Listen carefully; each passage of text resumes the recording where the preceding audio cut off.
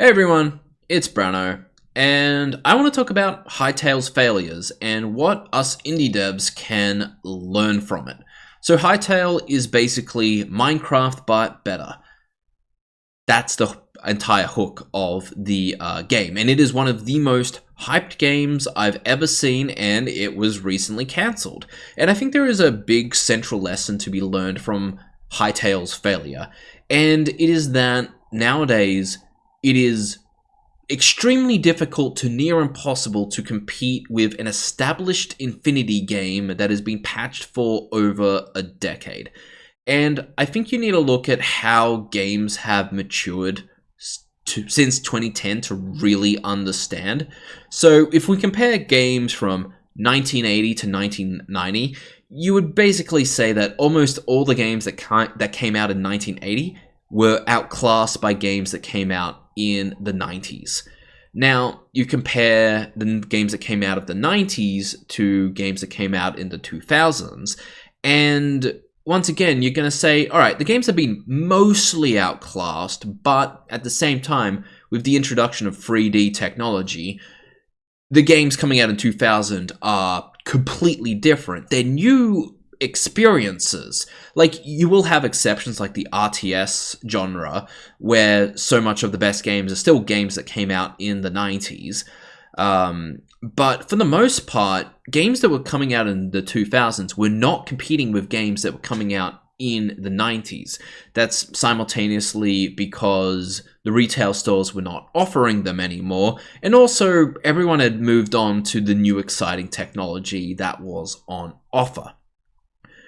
But then you compare the games coming out in 2010 to now, and what you see is that at that point, we've kind of entered the modern gaming era, where a lot of these older games that came out in like 2009, 2010, hell, even World of Warcraft of 2004, all of those games have been routinely updated for over a decade, if not 2 decades.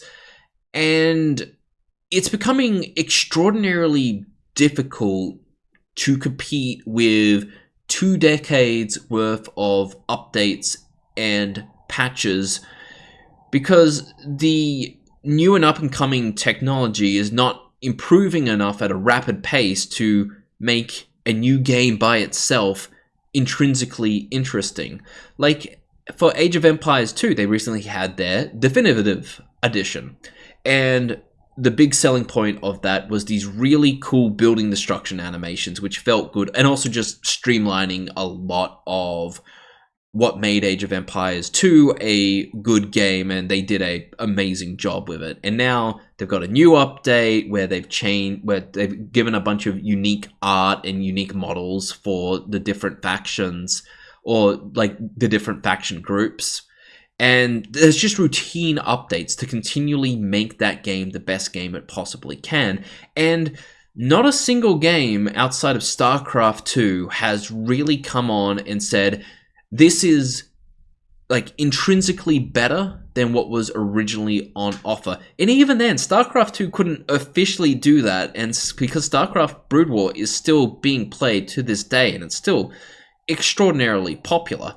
StarCraft 2 is a different game to StarCraft Brood War, and StarCraft 2 is enjoyed in its own right, side by side with StarCraft Brood War. And I'm thinking that this phenomenon is becoming a lot more broader in the various genres that you play. Now, I was trying to make my own RTS game, which is where I made this Making Games Above Your Ability video right there, where I basically explained why I stopped making my RTS game and why it was a terrible idea to do so, thinking it would result in something. But I learned a lot, so I don't regret the time I spent. It was only like 2.5 months, lots of learning, and yeah. But when I was making that game, I'd been told that my game idea was very similar to Tooth and Tail, and so I saw that game does go on 90% off, but I bought it for full price because I really wanted to know what does this game do? And am I going to just be making a worse version of that? And in many aspects, I kind of was. Like, the production value of Tooth and Tail, which honestly I should just get up right now. Tooth and Tail. Let's just get this up right here. So this game right here, it's a cool RTS where basically you're a central commander and you encourage your units to follow you into battle. And yeah, they did a pretty good job of this. Anyway, I'll just go back to Facecam. So I played that, and look, from the design perspective, I really appreciate what they were going for. I didn't love the design of the game too much, and I was going to do stuff a bit different to it, and it's going to be much more aligned with traditional RTS. But it did make me think, like, am I going to be making anything worthwhile for the hardcore RTS game player that I was trying to cater to in this middle ground between slightly more hardcore than Tooth and Tail, but not as hardcore as what they were used to? And I kind of realized at this point that the scope of my game was beyond anything that I could reasonably finish. Like, I could technically finish this game, but it's going to take me a decade. And then, at the same time, so not only am I outdone from the technical scope of the game, but my scope is too little to make any game worthwhile. So technically I'm pushed to my edge, but from a design and a fun perspective, it's not enough. So yeah, I kind of had to quit that. And I think that Hytale suffers from a very similar issue. So in their blog, there's a couple of lines I want to highlight. So, over time, our vision evolved and the genre matured around us. The bar kept rising. Our technical ambitions grew more complex, and even after the major reboot of the game's engines, the team found that Hytale still wasn't as far along as it needed to be. Now, you can blame this on management stuff, but it was very clear that in order to justify the hook, which was Minecraft by better, they had to continue to make more as Microsoft and Mojang were continually updating Minecraft. The other line I want to put out is we looked at reducing scope, adjusting timelines, and finding new angles to keep moving forwards, but each of these options would have meant compromising on what made Hytale special in the first place.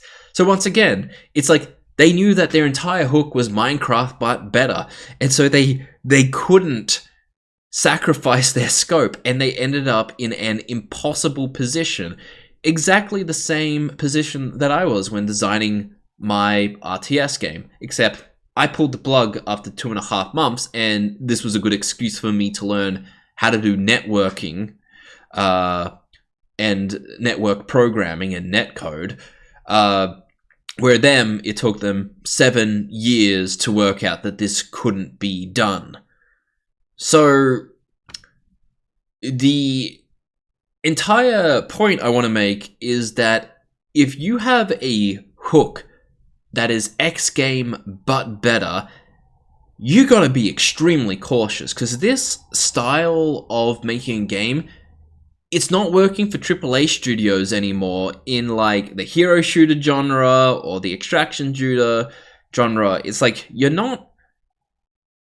have to make something that is objectively better than a game that is being updated all the time. And so unless you are able to make a game that is better than something that's had a decade of updates, like, I think the example of an exception would be a really niche game from the 90s that has an audience that really likes it but hasn't really, but I know they haven't, no one's made a game to replace it. The vast majority of those games have now been done. The vast majority of those like early 90s games have had a X game but better spiritual successor done to it. So If you know one that hasn't, then good luck, go for it. But for everyone else, like, I think it's really important to ask the question, when you are designing and making your game, in your utopian view, and I mean your utopian view of everything works out for this game and there are no issues and I just managed to do it, does it end up being X game but better? And if it is, like, one of the things you got to acknowledge is that technological improvements for so long have carried really safe design work. And any game which is X game but better beyond 2010, I don't think that's gonna work anymore, and you should reconsider what you're making, because I don't know about anyone else, and I assume that there's a lot of people who feel like me, where I don't feel any noticeable improvements in next-gen graphics or technology anymore. To me, it's basically, as long as I get my frames above 60, I'm okay with what's on offer. I'm not really excited about the new stunning AAA games anymore. I just want fun games, and I normally play games that are 10 years old that I buy on 50 to 90% off. So I feel like we are at this stage of video game maturity where, in order to have anything into like that really succeeds, you have to have a game which its hook and its design stands on its own 2 feet. In order to become a giant, you cannot beat another giant. You have to create something that can be played in parallel with the giants. You have to make something that the giant games, through their core design, cannot provide their players without completely changing the game.